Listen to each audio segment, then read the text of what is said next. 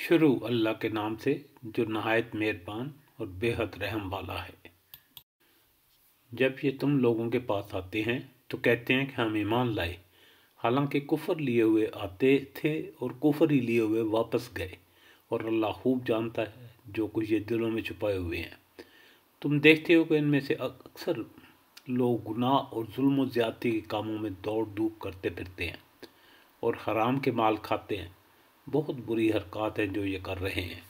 क्यों इनके उलमाए मशाइख उन्हें गुनाह पर जुबान खोलने और हराम खाने से नहीं रोकते।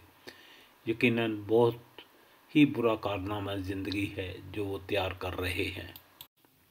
यहूदी कहते हैं अल्लाह के हाथ बंधे हुए हैं, बांधे गए इनके हाथ और लानत पड़ी उन पर उस बकवास की बदौलत जो ये करते हैं।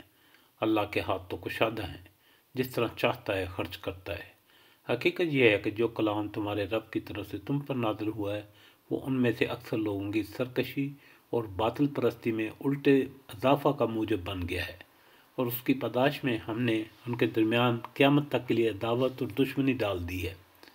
जब कभी ये जंग की आग भड़काते हैं अल्लाह उसको ठंडा कर देता है। ये ज़मीन में फसाद फैलाने की सही कर रहे हैं, मगर अल्लाह फसाद बर्बाद करने वालों को हरगिज़ पसंद नहीं करता।